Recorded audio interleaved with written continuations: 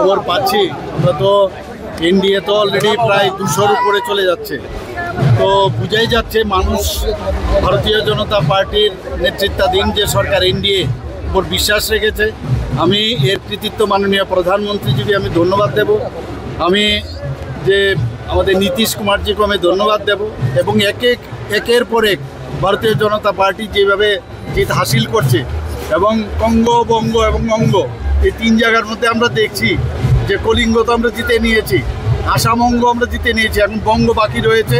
আগামী দিন আমরা নিশ্চিত যে বঙ্গ আমরা জয়ী হব এবং মানুষ চাইছে যেভাবে দুর্নীতি করেছে ওরা, স্কেমের পর স্কেম, গুন্ডাগার্দি, মানুষ সেগুলো পছন্দ করে না।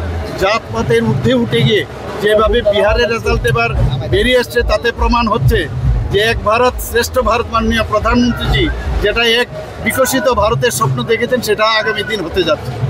কোন জিনিসটা ফ্যাক্টর করেছে বিহারে? Factor development. মাননীয় প্রধানমন্ত্রীজি যেভাবে কথা বলেছেন, যেভাবে মহিলাদেরকে নিয়ে বেশি কথা বলেছেন, মহিলাদের যেভাবে স্ট্রেংথেনিং করার বিষয় বলেছেন এবং একটা ট্রান্সপারেন্সির সরকার উনি দেবেন তার উপর ভিত্তি করে, এবং মাননীয় প্রধানমন্ত্রীজি যেভাবে স্বচ্ছ সব বিষয়ে কথা বলেন এবং যা বলেন তাই করেন, সেই বিষয়ের উপর ভিত্তি করেই বিহারের সমস্ত লোক ভারতীয় জনতা পার্টির নেতৃত্বাধীন এনডিএ সরকারকে জয়যুক্ত করেছে।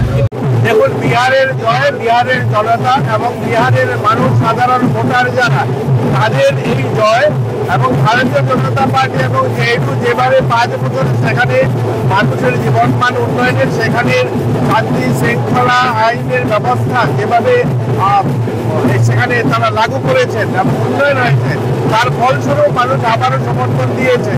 এবং আমরা ধন্যবাদ জানাই মাননীয় প্রধানমন্ত্রীকে এবং নীতিশ কুমারকে। ওনাদের নেতৃত্বে পুনরায় মানুষ বিশ্বাস রেখেছে এবং আগামী দিনও মানুষের জীবনমান উন্নয়নে আমরা প্রতিজ্ঞাবদ্ধ, মানুষের কাজ।